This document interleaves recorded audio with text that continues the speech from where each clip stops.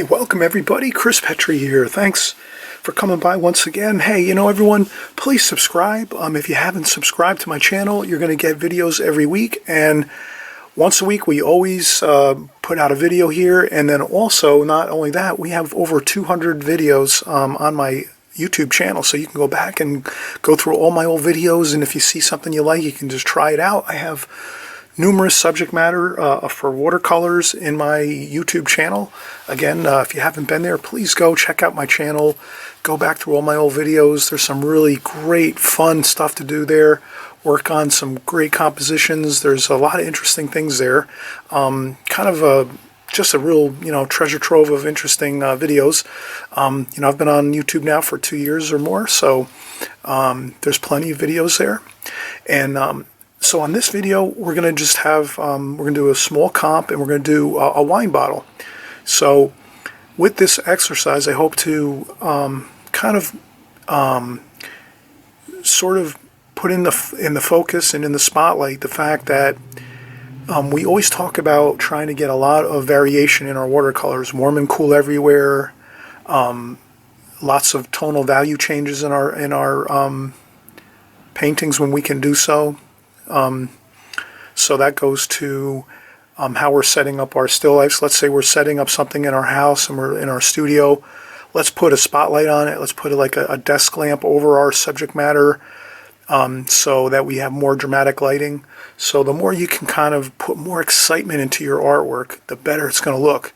So if you're outdoors, it's better to paint on a day when it's really sunny. Although it's great to paint on a cloudy day too once in a while. But if you know what I'm saying, if you want to put a lot of excitement into your painting, with watercolors anyhow, bright sunny weather is great for watercolors. You'll often hear people that paint with oil paintings, they like to paint sometimes in cloudy weather because it's the colors are a little more vibrant and they can see more variation in color when it's cloudy out, let's say, or overcast. But with watercolors, in our style of what we do, bright sunlight works great for outdoor and as well as in the studio. Bright light, we have usually a nice desk lamp over our still lifes or however we're working and whatever subject matter we're doing. Let's use some bright, exciting light in our pictures and our paintings and our compositions. All right, so let's get into it here. I'm going to start off. We'll draw a wine bottle.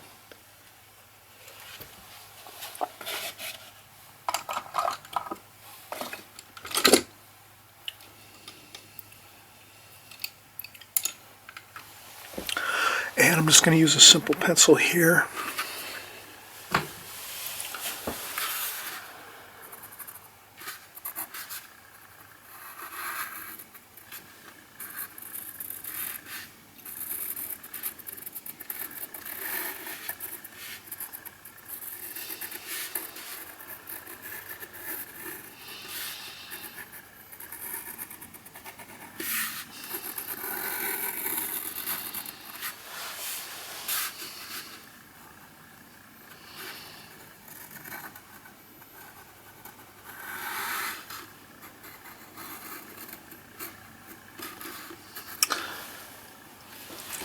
And I'll do the shadow too as well underneath.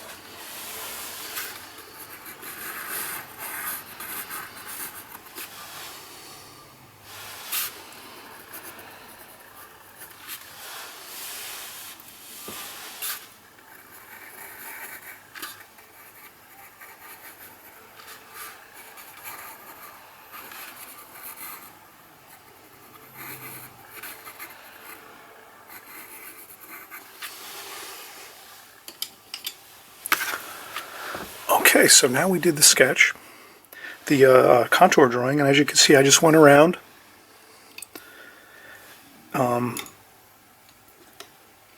with contour drawing. It's real simple. It's just a matter of we keep our eyes on the subject matter, and let's say I have the bottle set up across from me, and then I just slowly draw, keeping my pencil on the paper. And I just draw around and concentrate on the bottle as I look across. And then just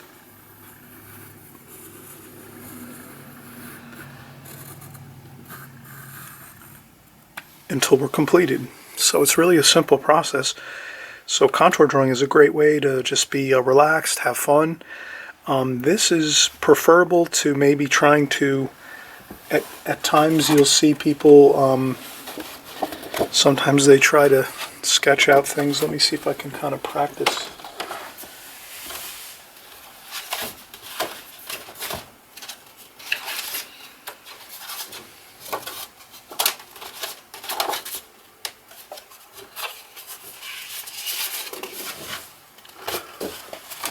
Okay, sometimes people will try to sketch or draw by doing like sort of doing this.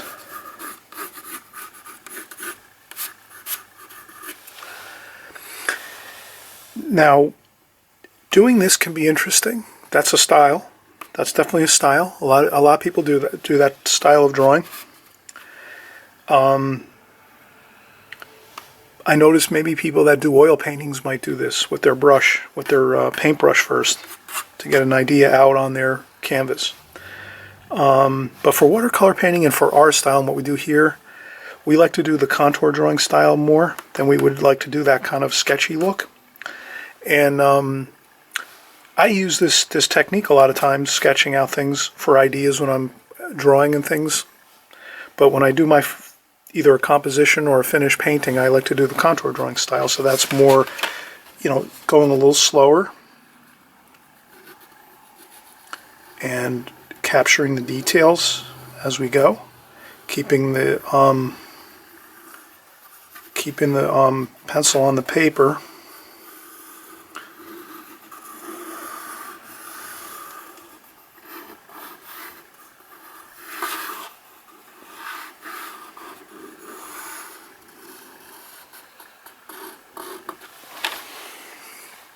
Like that. So it's a little more fluid, a little more free-flowing, and there's also some natural variations where things don't always look exact maybe to what your subject matter is, and that can be a good thing. So you can use a little bit of, let's say, distortion in your drawings, which will actually look a little bit interesting, because the eye will, someone that's viewing your artwork might look at it and look at it a little more carefully and try to think to themselves, is there something wrong with that bottle that was just drawn there? Like, so if there's little variations, not too much.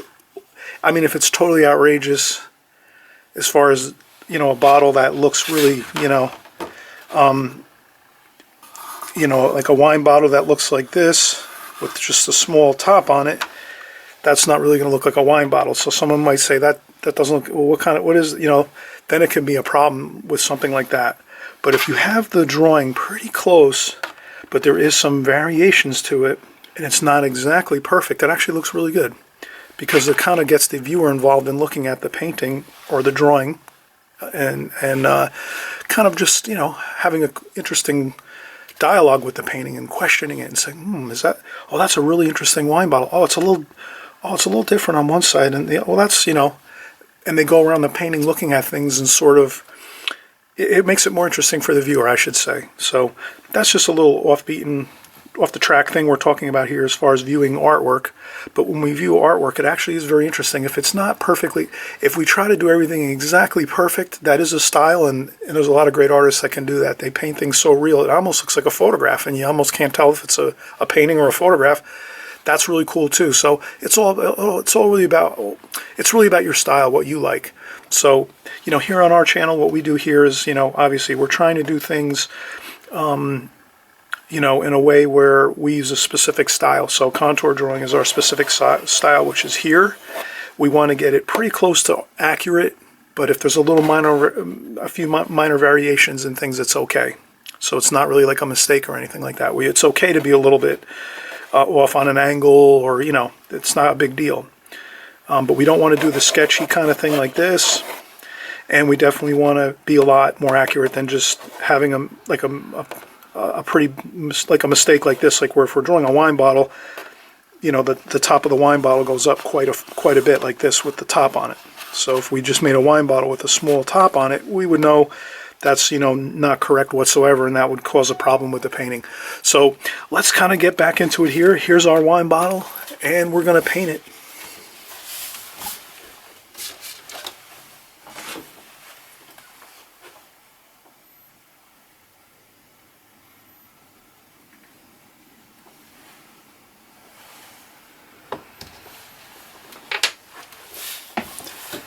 And now that I think about it, since we did a lot of time explaining things, let's do a part 2. This way we can take our time doing our wine bottle. We don't have to worry about rushing through this. So let's leave it here. Part 2, let's come on over to part 2 and we'll do this wine bottle. We'll paint it. We'll take our time. We'll go over all the different cool things we're going to do with this, with variation of color, variation of tonal value, using interesting colors, and just having a fun time doing it. Okay, so let's come back for part 2.